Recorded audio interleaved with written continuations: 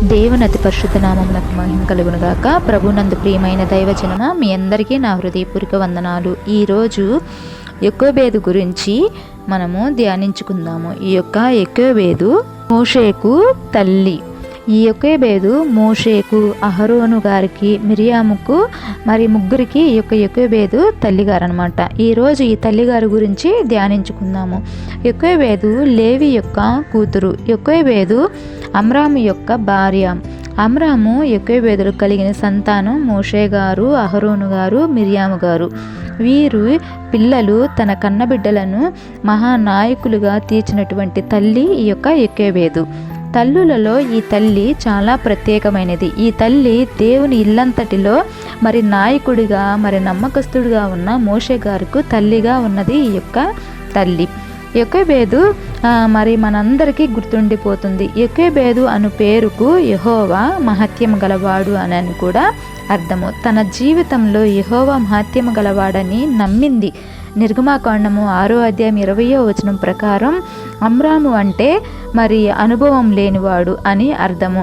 ఇద్దరు సమీప బంధువులే. వారి దాంపత్యం వల్ల ముగ్గురు, అహరోను మరి మిరియాము, మోషే గారు, ఈ ముగ్గురు మరి సంతానాన్ని కంటుంది. అహరోను అంటే మరి వెలుగును ఇచ్చువాడని అర్థము. తరువాత మోషేను గర్భము ధరించి పుట్టబోయే బిడ్డ గురించి ఎంతో ప్రార్థించింది. ఎందుకంటే ఫరో హెబ్రీలలో పుట్టిన బిడ్డలను చంపివేయాలని, నదులలో పడవేయాలని, ప్రతి కుమార్తెను బ్రతికించుడి, ప్రతి మగబిడ్డను నదులలో పడవేయుడి అని తన ప్రజలందరికీ ఆజ్ఞ ఇచ్చాడు. అందుకని ఆ రాజు పరిపాలించినప్పుడు మగపిల్లలను కనడం వల్ల నదుల్లో పడవేయవలసి వచ్చేదనమాట. చాలా బాధపడేవారు.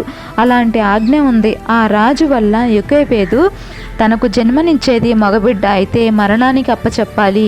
అయితే యొకోబేదు దేవుని యందు విశ్వాసం ఉంచి మగపిల్లను మరి కని మరి ఆ యొక్క బిడ్డను దాచి ఉంచింది. మగబిడ్డ పుడితే చంపివేయాలని మరి మంత్రస్వాములకు కూడా రాజు ఆజ్ఞ ఇచ్చాడు. వారికి కూడా దాచింది, విశ్వాసంతో దాచింది.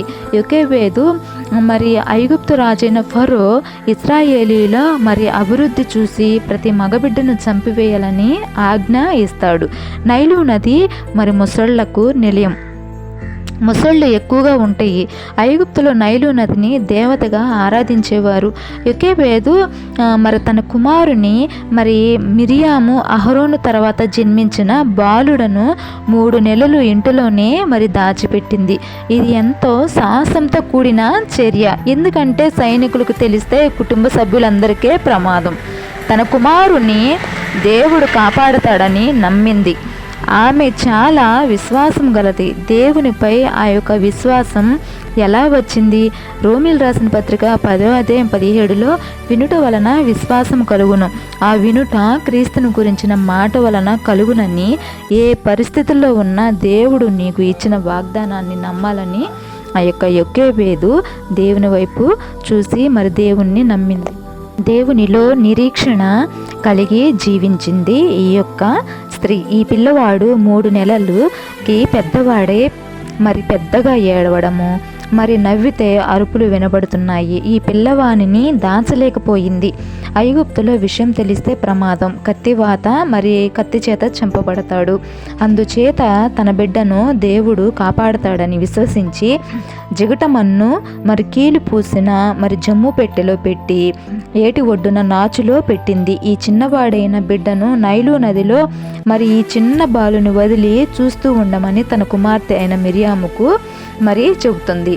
ఇది దేవుని నడిపింపు. నైలు నది ఐగుప్తు దేవత భావిస్తారు కాబట్టి రాజకుమార్తెలు మరి చెలికెత్తెలు నైలు నదిలో స్నానం చేయడానికి వస్తారు. ఈ యొకోబేదు ఆ బిడ్డను నైలు నది నాచు ఒడ్డున మరి పెడుతుంది. అప్పుడు ఆ రాజకుమార్తెలు మరి చూసి ఆ పెట్టెలో ఏముందో అని దానిని ఆ పెట్టె మూత తీసి చూస్తుంది. అప్పుడు హెబ్రీ కుమారుడని అందులో చూసి జాలిపడింది. ఈ హెబ్రీ కుమారుడు మరి పెరగడానికి దేవుడు ఫరో కుమార్తెను వాడుకున్నాడు. ఫరో కుమార్తెను చూసి ఆ బాలుడు ఏడుస్తాడు. అక్కడ ఏం జరుగుతుందో తెలుసుకోమని తన యొక్క అక్క అయిన మిరియాముకు, నీ కొరకు ఈ పిల్లవానిని మరి పెంచడానికి నేను వెళ్ళి ఒక హెబ్రీ స్త్రీలలో ఒక స్త్రీని తీసుకొస్తానని మిరియాము చూసి మరి తన తల్లి చెప్పిన మాట విని మిరియాము మరి తన తమ్ముడి విషయంలో మరి కాపు కాసుకుని చూస్తూ ఉన్నప్పుడు మరి మిరియాము వెళ్ళి ఆ యొక్క రాజకుమార్తెను అడుగుతుంది, నీ కొరకు ఒక దాదిని హెబ్రీ స్త్రీలలో ఒకరిని తీసుకొస్తానని. అప్పుడు వెళ్ళమని చెప్తుంది. ఈ విధంగా మరి యోకేబేదు మరి తన ప్రార్థనకు జవాబు వెంటనే పొందుకుంటుంది. తన కుమారుని పెంచడానికి ఫరో కుమార్తెను దాదిగా ఉంటుంది. దానికి కూడా మరి జీతం పుచ్చుకుంటుంది యోకేబేదు తన మరి సమయస్ఫూర్తి ద్వారా ఆ బిడ్డను రక్షించగలిగింది. పెద్దవాడైన దాకా ఆ బిడ్డను తన దగ్గరే ఉంచుకుంది. పెద్దవాడైన తర్వాత ఆమె మరి బిడ్డ తల్లి అవుతుంది. ఫరో కుమార్తె మరి ఫరో కుమార్తె నీటిలో నుండి మరి తీశాను కాబట్టి మరి ఈ యొక్క బాలునకు మోషే అనే పేరు పెడుతుంది. ఇశ్రాయేలీల విడుదల కొరకు దేవుడు ఏర్పరచుకున్నాడని నాయకుడుగా మరి ఫరో ఇంట్లోనే పెంచుతాడు. సకల భద్రతగా మరి పెరిగాడు. కత్తివాత పడవలసిన కుమారుడు తల్లి దగ్గరే మరి తల్లి సంరక్షణలోనే మరి పెరిగాడు.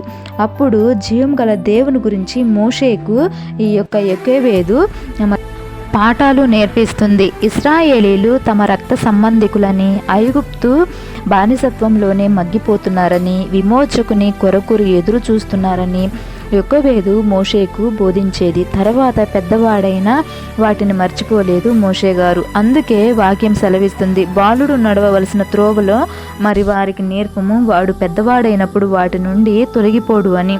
మోషే ఆ విధంగా నేర్చుకుని పెద్దవాడైన తర్వాత తప్పిపోలేదని మనం గ్రహించవచ్చు. తన యొక్క దృష్టిని మలచకుండా దేవుని వైపే త్రిప్పుకున్నాడు. యోకేబేదు దైవ సేవకులుగా మరి ఈ యొక్క ముగ్గురు బిడ్డల్ని తీర్చిదిద్దింది. యోకేబేదు ముగ్గురు సంతానాన్ని, ఈ ముగ్గురిని దేవుని సేవకు అందించి మరి ప్రతిష్ఠిత కలిగిన స్త్రీగా మనకు కనిపిస్తుంది. ఇశ్రాయేలీల్లో ఎర్ర సముద్రము దాటేటప్పుడు మరి తంబూరతోనూ నాట్యముతోనూ దేవుని గనపరిచింది మిరియాము ఒక ప్రవక్తని.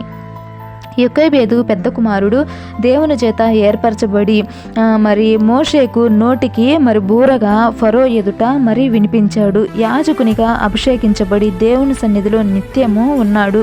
అతని సంతానము నిత్యము దేవుని సేవలో మరి సేవ చేసే భాగ్యాన్ని అనుగ్రహించాడు దేవుడే వారిని స్వాస్థ్యంగా అయ్యాడు. యెహోవా సన్నిధిలో ధూపం వేయడానికి, సేవాధర్మం చేయడానికి ఆయన ఆ విధంగా వారిని ఎన్నుకున్నాడు. మోషే ఇశ్రాయేలు ప్రజలను కనాను నడిపించడానికి మరి దేవుడు వారిని నిలబెట్టాడు. ముగ్గురు పిల్లలు దేవుని ఏర్పాటులో ఎదిగారు. ప్రవక్తనీలుగా అభిషేకించబడిన వారుగా మరి ఉన్నారు. యోకేబేదు జీవితము ఎంత ధన్యకరమైన జీవితము, ఎంత ఆశీర్వదించబడిన జీవితము మనం కూడా ఆలోచిస్తే ముగ్గురు పిల్లలు ఆణిముత్యాలుగా మనకి కనిపిస్తున్నారు. యోకేబేదు తన జీవితంలో తాను నమ్మడమే కాదు కానీ పిల్లలకు కూడా మరి నమ్మేలా చేసింది. తన కుటుంబము మాత్రమే కాక కుటుంబంతో తన ప్రజలు ఇశ్రాయేలీల ప్రజలు కూడా దీవించబడేలాగా చేసింది ఈ యొక్క యోకేబేదు. ఇలాంటి వర్తమానం విన్నప్పుడు మనం మన పిల్లల విషయంలో బాధ్యత కలిగి మనము నెరవేర్చాలి. మన కుటుంబంలో మన పిల్లలతో ఏమి మాట్లాడుతున్నామో, ఏమి నేర్పుతున్నామో మనం గ్రహించుకోవాలి. వారు ఈ జీవితము ఎటు తీసుకుపోతున్నామో మనము గమనించాలి. దైవ ఆశీర్వాదాలు గల పిల్లలుగా పెరగాలని ఆశిస్తూ ఈ యొక్క వర్తమానాన్ని తెలియచేస్తున్నాను. దేవుడు ఈ యొక్క మాటలు మీ అందరి వినికిడిలో దీవించి ఫలింపచేయునుగాక. ఆమేన్.